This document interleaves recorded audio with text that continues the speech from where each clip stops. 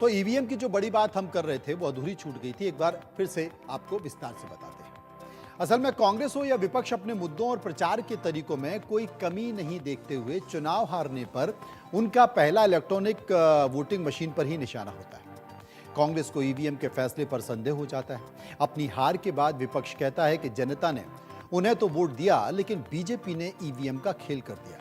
हरियाणा और महाराष्ट्र चुनाव में हारने के बाद विपक्ष ने एक बार फिर ईवीएम पर दोष मढ़ा और इसे भाजपा की चाल बताने का राग अलापना शुरू कर दिया। आपको बता दें कि पूरे देश में 26 नवंबर को संविधान दिवस मनाया जा रहा था, तो दिल्ली के तालकटोरा स्टेडियम में कांग्रेस नेता संविधान पर खतरे का राग अलाप रहे थे। यूपी, बिहार के उपचुनावों और हरियाणा महाराष्ट्र में एनडीए की कामयाबी के बाद कांग्रेस के राष्ट्रीय अध्यक्ष मल्लिकार्जुन खड़गे ने बैलेट पेपर से चुनाव कराने के लिए राहुल गांधी की भारत जोड़ो यात्रा की तरह अभियान चलाने की घोषणा की है। हैरानी की बात यह है कि देश की सबसे पुरानी पार्टी कांग्रेस को सुप्रीम कोर्ट पर भी भरोसा नहीं है, जो बार बार यह कह रहा है कि चुनाव जीतने पर चुप्पी और हारने पर ईवीएम को दोष देना ठीक नहीं है। सुप्रीम कोर्ट ने ईवीएम की जगह बैलेट पेपर से चुनाव कराने की मांग करने वाली एक जनहित याचिका खारिज कर दी है। सुप्रीम कोर्ट ने माना है कि ईवीएम की वजह से बूथ कैप्चरिंग और फर्जी मतदान की समस्याओं से निश्चितता मिली है। आपको बता दें कि ईवीएम से वोटिंग की प्रक्रिया कांग्रेस के शासनकाल में शुरू हुई थी। कांग्रेस के शासनकाल में पहली बार ईवीएम से मतदान कराया था और उसके पहले मतदान में बूथ कैप्चरिंग की शिकायतें आती थी, तो कहीं मतपत्र लूटे जाते थे। इस क्रम में खून खराबा और मारपीट की घटनाएं भी खूब होती थी। चुनाव में हिंसा का आलम यह होता था कि चुनाव ड्यूटी लगने की खबर से ही कर्मचारियों के पसीने छूटने लगते थे। कहा जाता था कि चुनाव के दौरान बंगाल में साइंटिफिक रिंगिंग होती थी। कतार में खड़े होकर वोटर अपनी बारी का इंतजार करते रह जाते थे और बूथ के भीतर घुसे कुछ लोग लगातार वोट डालते रहते थे। लेकिन ईवीएम के जरिए मतदान की व्यवस्था से उस दौर से मुक्ति मिली है। शायद इसलिए देश के प्रधानमंत्री नरेंद्र मोदी की सरकार वन नेशन वन इलेक्शन की बात पूरे जोर शोर से कर रही है। जीतने पर कोई ईवीएम को दोष नहीं देता।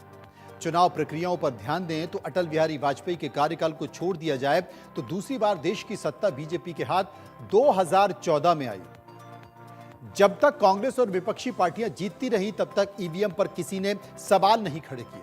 2014 से कांग्रेस ने जब हारना शुरू किया तो उसे ईवीएम में खोट नजर आने लगी। इस साल हुए लोकसभा चुनाव के दौरान कांग्रेस ने अपने घोषणा पत्र में यह वादा किया था कि सरकार बनने पर ईवीएम के बेहतर इस्तेमाल पर ध्यान दिया जाएगा। यानी कि सीधे सीधे कांग्रेस ने ईवीएम की जगह बैलेट पेपर से वोटिंग कराने की बात कही। अब तो मल्लिकार्जुन खड़गे बैलेट पेपर से मतदान कराने के लिए अभियान छेड़ने की बात कर रहे हैं। लेकिन कुछ जरूरी बात है, उनको ग्राफिक के जरिए आपको बताना चाहता हूं कि 2019 के चुनाव में चुनावी खर्चे क्या है। आम चुनाव में खर्च का अनुमान आप लगाएंगे ग्राफिक के जरिए तो आपको पता चलेगा कि 2019 का जो चुनाव था, जो आम चुनाव था, वो कितना खर्चीला था। 2019 का आम चुनाव सबसे ज्यादा खर्चीला था। एक लोकसभा क्षेत्र में 100 करोड़ रुपए का खर्च। उस साल एक वोट पर 700 रुपए खर्च हुए। सभी खर्चों के साथ आम चुनाव में 10 लाख करोड़ रुपए से, जी हां, इस बात को गंभीरता से समझिए, 10 लाख करोड़ रुपए से ज्यादा का खर्च हुआ। ईवीएम के मुकाबले बैलेट पेपर से खर्च काफी बढ़ने का अनुमान लगाया जाता और फिजिकल अगर अब देखा जाए तो चुनाव बहुत मुश्किल होता है। लेकिन इन सब के बीच किन देशों में बैलेट पेपर से मतदान होता है, यह भी आपको बता देता हूं, जिसकी चर्चा बार बार विपक्षी पार्टियां कर रही हैं। जर्मनी, जापान, नीदरलैंड, आयरलैंड और इंग्लैंड। नीदरलैंड के साथ साथ जर्मनी, अमेरिका, इटली और पुर्तगाल, ये तमाम राज्य हैं, ये तमाम देश हैं जो बैलेट पेपर से चुनाव कराते हैं। लेकिन ईवीएम से चुनाव कराने वाले, ईवीएम से बैलेट पेपर पर लौटने वाले देश, यानी कि पहले वहां ईवीएम से चुनाव होते थे, वापस उन्होंने फैसला कर लिया। और ये भी मैं आपको बता रहा हूं, जो कि पहले बता चुका हूं, लेकिन उसका कारण है जो मैंने बताया कि बैलेट पेपर पे वहां होते हैं लेकिन पहले ईवीएम से होते थे। कहां? नीदरलैंड, जर्मनी, अमेरिका, इटली, पुर्तगाल, पहले यहां पर ईवीएम से होते थे, वापस बैलेट पेपर पे आ गए। अब बैलेट पेपर से चुनाव में विदेश का हवाला कितना सही है? भारत में तकरीबन 97 करोड़ मतदाता है। विदेश के देशों की आबादी बहुत कम है। बैलेट पेपर से चुनाव कराना क्या वाकई इतना आसान है? भारत में बैलेट पेपर से चुनाव खर्चीला नहीं हो जाएगा? मतपत्रों को गिनने में कितना समय लगेगा?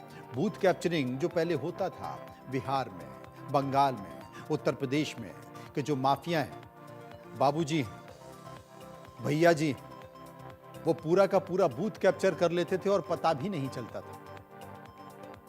अब क्या फिर से बूथ कैप्चरिंग की शुरुआत होगी? खैर, क्या कहा जाए, अभिव्यक्ति की आजादी तो इस देश में है ना, इसलिए लोग कुछ भी बोल सकते हैं।